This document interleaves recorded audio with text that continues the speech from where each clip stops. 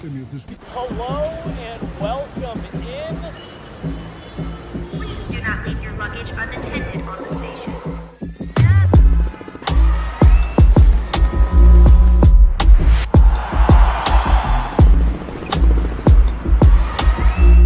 Welcome to the show. All right, welcome in. Guerilla Sports Off Ice post-game live. Megan, not the start that you wanted. If you were the Colorado Avalanche, you and I said that was a first period that was unacceptable. You couldn't have that kind of effort in a game that meant as much as this one did in terms of the points. From the moment the puck dropped in the second period, the Avs flipped the script. Were clearly the better team. And all that running around they did in the first period, they turned that around. And it was the Flames having to chase the Avs up and down the ice. Great game from your top guys. Sam Malinsky gets a little bit of redemption after having the first goal called back. Knowing how we felt about the first, when you take a step back and look at this one, what are your overall thoughts? I feel righteous in being hard on them after the first period. And I think they made all of the adjustments that a team hoping to prove that they're better than a wild card team has to at this point in the season. And regardless of it being so close to the break, they still have, with tonight now, just one more game to take care of before it. But it's important, especially, I keep going back to the bigger playoff picture, but through this point in the season, the Avs have played a good amount of games. And so most of the teams around them in the standings, whether it's the bigger picture in the West or the Central Division race, have games in hand. And so the points are crucial. Like I said, it matters at game 82 for the Avs this season. That's just the year that they're having. It's important for them to be able to mentally reset after kind of a flat first period, and they did. When I look back at the 2022 team, one thing that they did extremely well was they were able to flip the switch kind of on command. And it became something of a magic trick that they could pull out of their sleeve that caused a bit of panic over time. I grew to trust, though, that this was a team that was capable of flipping that switch as needed. And it's been a component that's missing from the Avs this year that I'd like to see again. Not because they're putting themselves behind the eight ball, but because they can, when they identify that they need to make adjustments, they just do it and execute. That was what I really felt we saw from the first to the second period, was that switch flipping. I completely agree with you, Megan, and that was one of the things that made this group so special a couple of years ago, was that ability. I remember you and I being on a show together, and you know, people were talking so much about, hey, this team can't finish the regular season like this on a little bit of a whimper and then just turn it on come playoff time, and they were able to. One of the things that I actually think has been a hallmark even of this version of the Avs this season is, at times when this team is at their best, they are able to make those adjustments at intermissions and things like that. And I think that was part of what made a couple nights ago feel so disappointing, was that you knew that it was a frustrating first. They couldn't get one by Demko. They hit a couple of posts, but you said, man, they're going to come out and crank it up to an even higher level in the second period.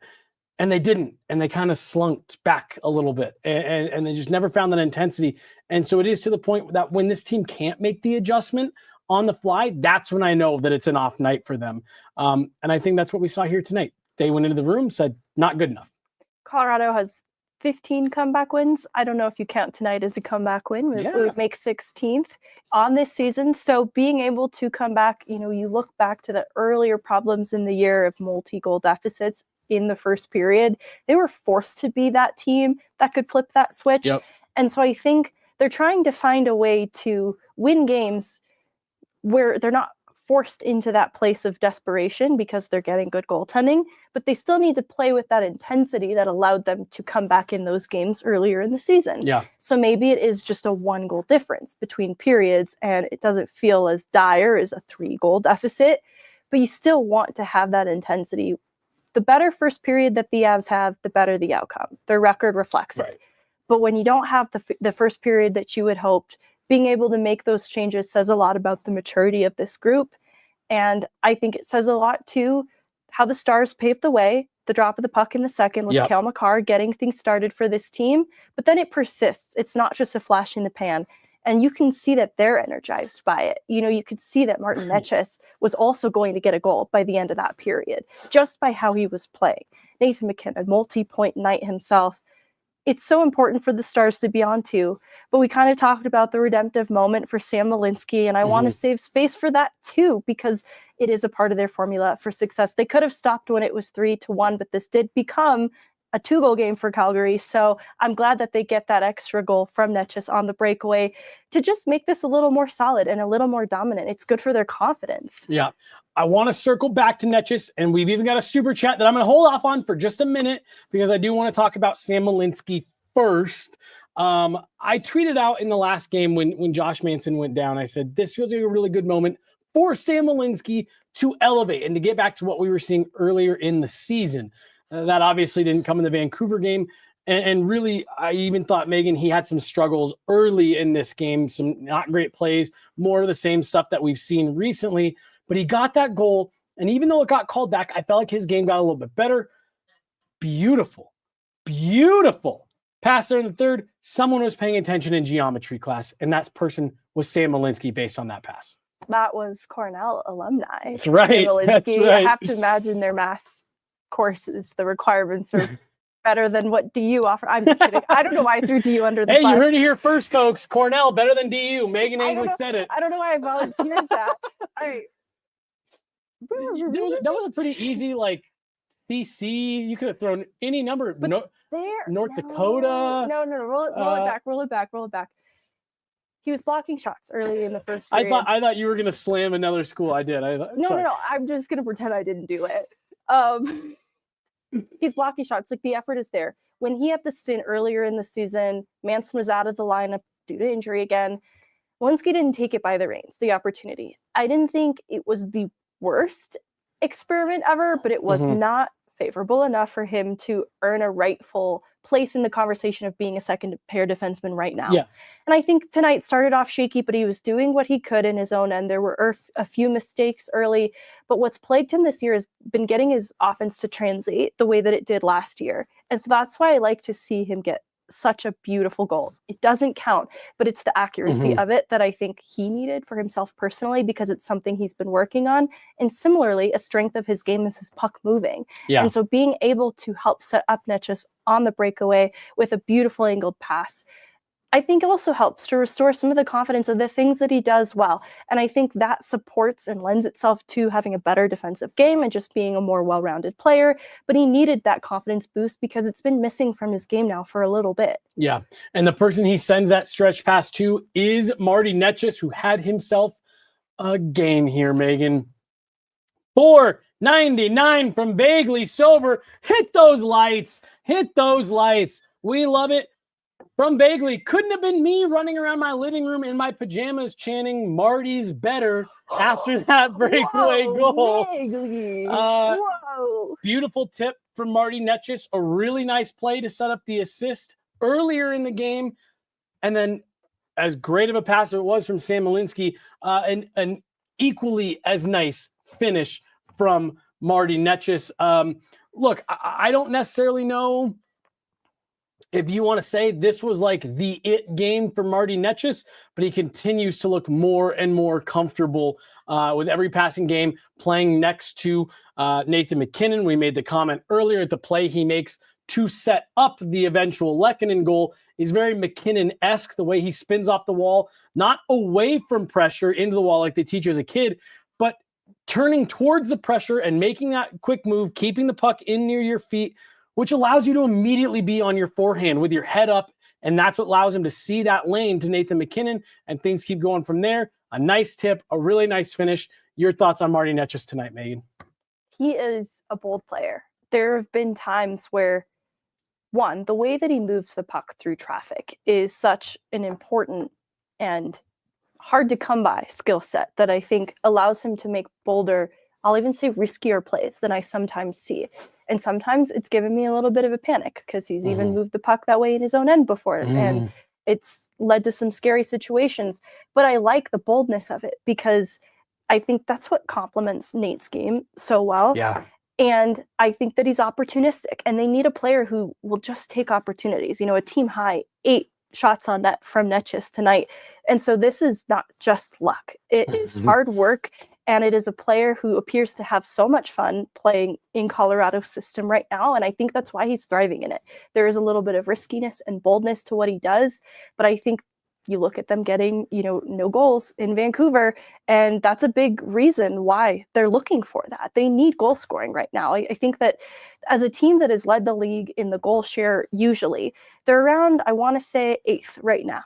And I think some of that, when we're talking about those multi-goal deficits they had to overcome earlier in the season, was born from that panic. And so I think they're looking to find that part of their game, and it's just needed something a little different to reset what hadn't been working for them. I think they were in their heads a little bit too much, and Necas is all of that.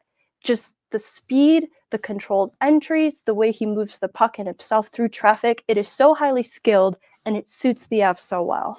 There was a play that I made a comment. I kind of gasped out loud when Necas skated the puck through the neutral zone, 2 Calgary Flame forecheckers, if you will, in the neutral zone, and then kind of slipped his way by another defenseman and was able to establish a zone before rimming the puck around, and the Avs were able to settle the zone. I was like, that wasn't Nathan MacKinnon.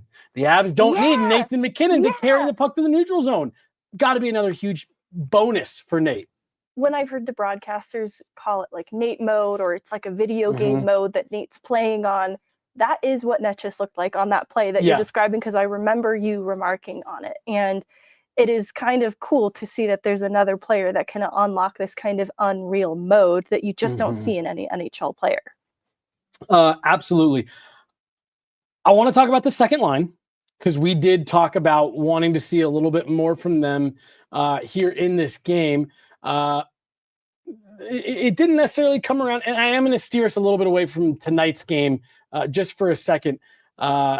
This one from Darren. Middlestat will get traded, bring in Brock Nelson or Ryan O'Reilly. Cale Makar. It's a joke. What would be your thoughts on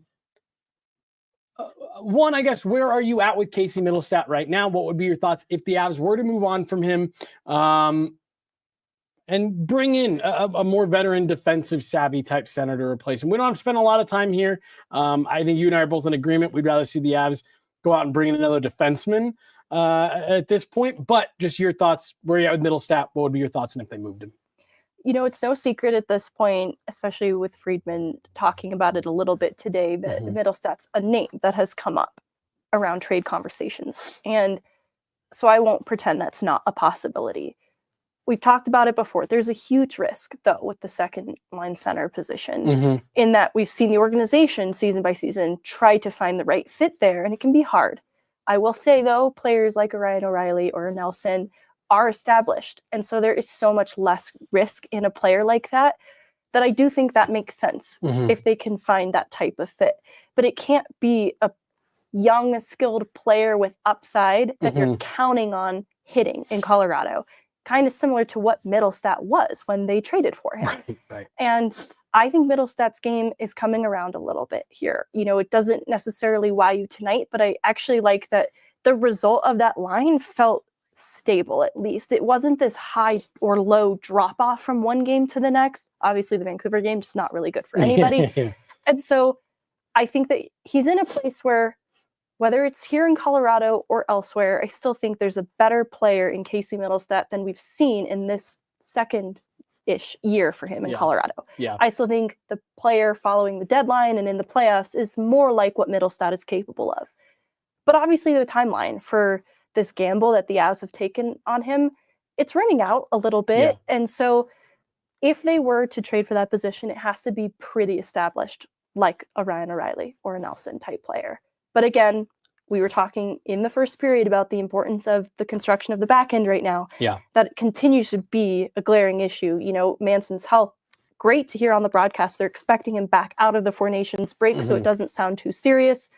But even still, it's been dicey with him. They need to get something more trusted there, I think, as a priority. I think it's easier to overcome the struggles that Casey Middlestat is having right now. It's easier to tell yourself he can play his way out of that than it is to go into the postseason with the group that you've got on the back end right now. I agree. I know Ryan O'Reilly isn't quite the player that he was even just a couple years ago. He's maybe closer to a 3C now than a true 2C. But I do like the idea, because that is a name who's out there with Nashville struggling as much as they have. I don't hate the idea of like having an O'Reilly, Lehkonen, Val line that you could throw out there in like shutdown type situations, another player that can kill penalties for you. But in general, I agree with you. I'm not needing to see them trade Casey Middlestat for me to feel okay about that second group. I think if you can upgrade on him, great. But if I can only pick one trade for them to make, it's to bring in a top 4 defenseman.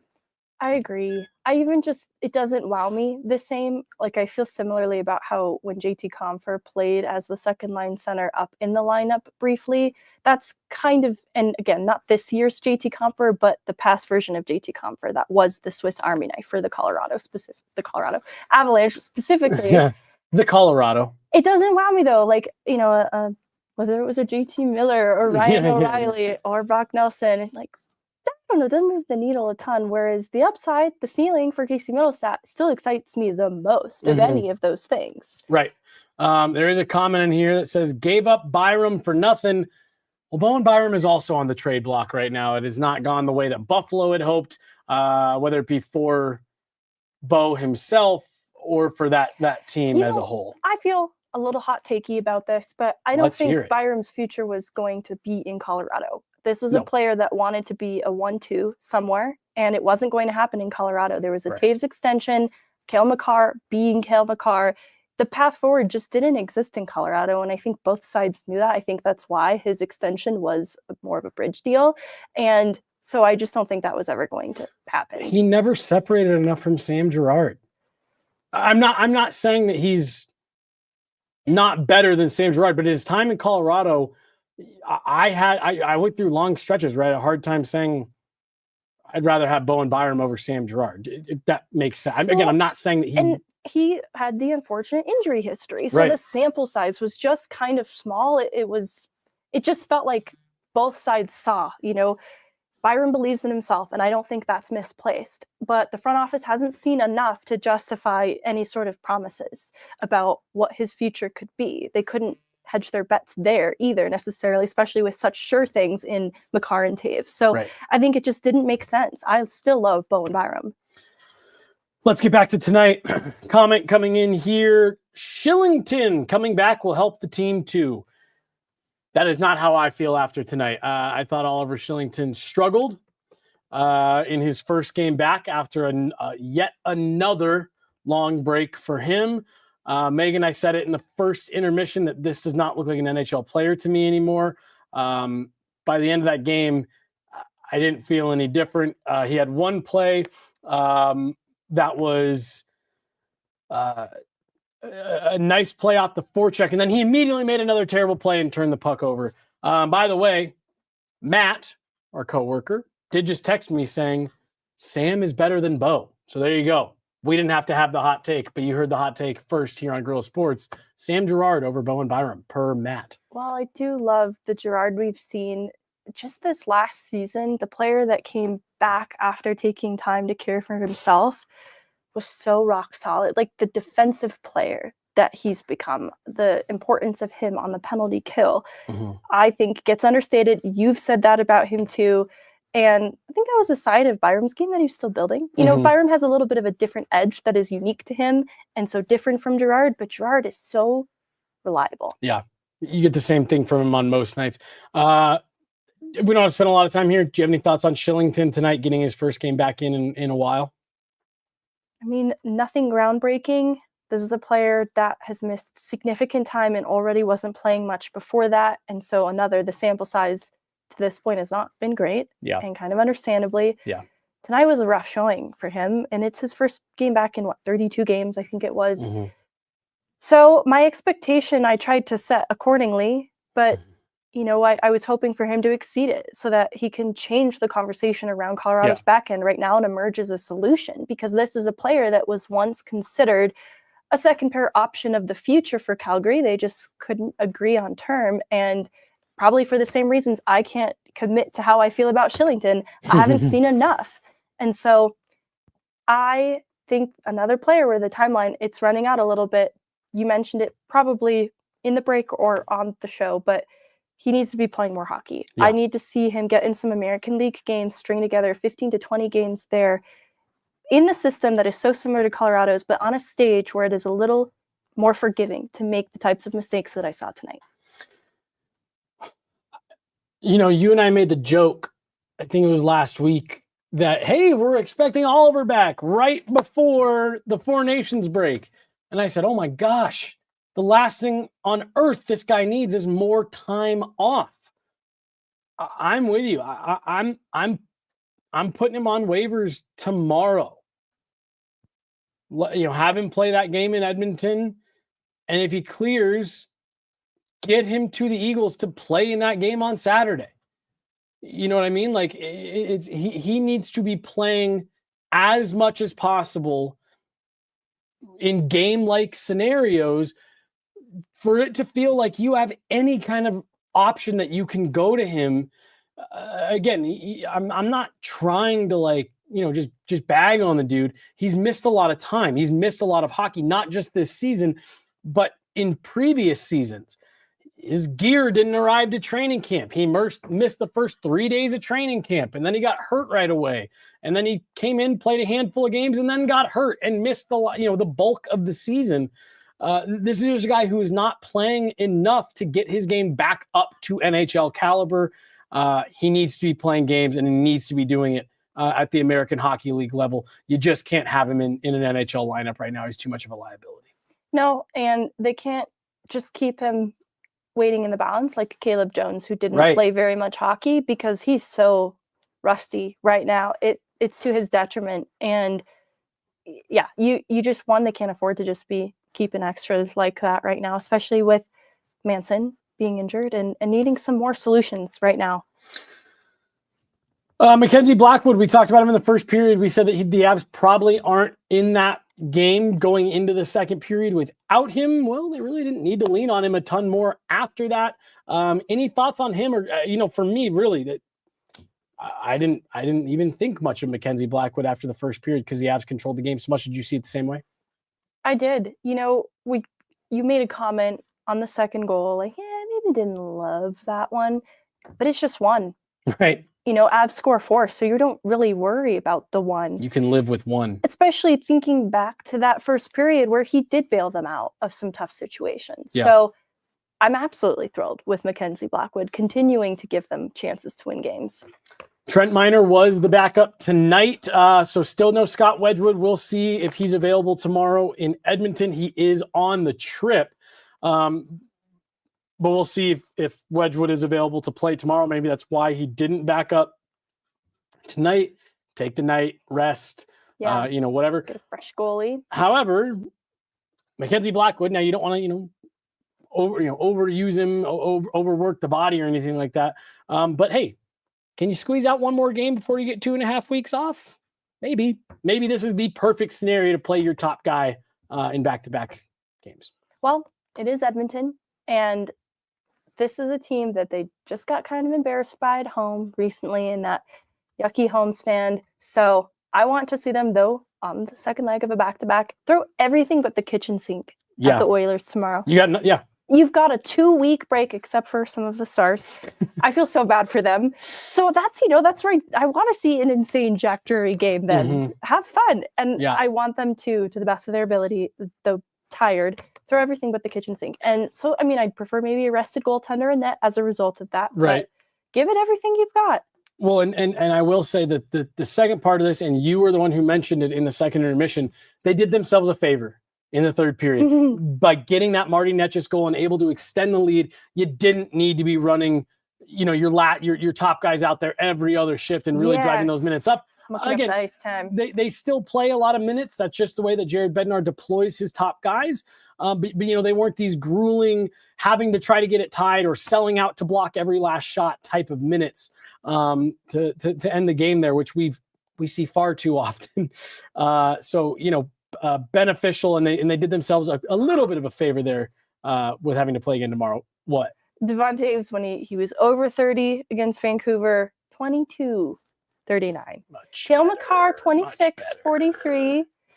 I think, though, they had some power play opportunities. They really wanted to get Cale out there. So I think that's okay. That's more normal. Totally. That's more normal. 26 for a defenseman of Cale Makar's caliber. Yeah, that's right in line there. Megan, I don't really have much else from this one. Nathan MacKinnon was great again, looking to set up Marty Necas for the hat trick. I don't know how many times we can continue to talk about the greatness of Nathan MacKinnon. He does take back over the NHL scoring lead, though, reclaiming that from Leon Draisaitl. Did he finish with? He didn't get a point on the empty netter, or I'm sorry, not the empty netter, the breakaway, correct? No. Okay, so 3-point night for Nate, puts him at 83 points, back in the league lead. Any other thoughts just from tonight? Nathan MacKinnon, Marty Necas, the top guys, Jared Bednar maybe, able to take what happened in the first and get his team going and getting them back on track in the second, just continuing to show why he is so the right coach for this team at this era of, where they're at, trying to figure out who this version of them are. Well, and he doesn't reinvent the wheel. Manson gets out of the lineup because of injury, so he has to tinker with the third pairing anyways. Yep. That's not really by choice. I'm glad he doesn't nuke the lineup after one bad game because you see what the success of the top line can be when they're really going. And he defers to them because you've got a new player in Necas who is clearly feeling it right now with Nathan MacKinnon. I want to give them as many reps as possible, especially because we are about to have a 2-week break. So I want them playing together and feeling good playing together. And I give credit to Bednar for that. And then I give credit to the players because to make those adjustments, the accountability, Jared Bednar can give them all the messaging they need to see their mistakes and inspire them to the best of his ability. But at the end of the day, they're the only ones who can execute. Yeah. And so I'm very defensive of Jared Bednar as a coach, but this is also where the players have a say in it. And so credit to the team for making that decision to flip that switch. The leaders paved the way at the start of the second period, and they close out this game. It takes a group effort. I know that sounds silly. And it takes a patient coach to not just nuke the lines at the first sign of distress. A couple things I want to talk about there. One is what you just said about, because I get it. I do get it. Not that there was criticism on Jared Bednar, not having the team prepared or anything like that. He might over prepare them at times. Right. But there is also the part of it where it's like, okay, well, they can't put on skates and go out there and, hit somebody or drop whatever. It's the players have to take the baton at some point and take it the rest of the way. So that's one. But, and Megan, you just said something that to me is a little bit of a hallmark of this organization as a whole. Patience. Sometimes the best moves you make are the ones that you don't. And like you said, changing the lineup and taking guys out and putting new guys in and sending a message. Yeah, the last game, maybe there are some coaches who would have felt like something like that, a response like that would have been warranted. But for me, I would rather get in line behind the leader who's going to say, no, I believe in you guys, so get back out there and prove to me why I should believe in you guys, because this is the right group, and fix, moving guys around, punishing guys, scratching guys, that's not going to get us any closer to where we want to go. You guys have to be the ones to go out and fix it. I'm going to give you the roadmap, as Zach Parise talked about. I'm going to give you the roadmap on how to do it, but then you guys got to get in the car and actually drive the road. And I think there was probably a pretty stern message from him after the first of, are you guys aware of the situation that we're in? And you got to give the players then credit for responding. Yeah, because they have to care. They have to choose to care as well. And I think that's where you look at some of the leadership that has stayed on from the core of the 2022 team. And I think that a player like Taves is a huge part of it. Makar and MacKinnon obviously being a part of it. But then there's a Lehkonen hanging around, and there's a Logan O'Connor, gutsy player on the PK. I know it's not perfect on the night, but it's just been so good lately. And those are the players that I look to. Devon Taves being one of the more vocal about the team and its individual players needing to understand their roles. It starts with each and every one of them having buy-in. And that's what makes the Jared Bednar formula for success work. it's something that he puts a lot of time into. And you and I had a really fun conversation about him the other day and saying, I don't know, this might be a guy who's, I don't necessarily want to use the word reinventing. I think he's innovating. I think he's innovating a really interesting mixture of old school and new age thinking. And gosh, Meghan, do you maybe have some more thoughts on that people can get their hands on soon? I have to make it less than 3,000 words because we're sitting at about 3,000 words. But there is a very cool piece around Jared Bednar and his style. Sometimes he's accused of being both ways, right? Yeah. Like the Bednar is quick to change things up in game. I don't think the adjustments are ever too drastic. I think it's usually tinkering with D pairs a little bit.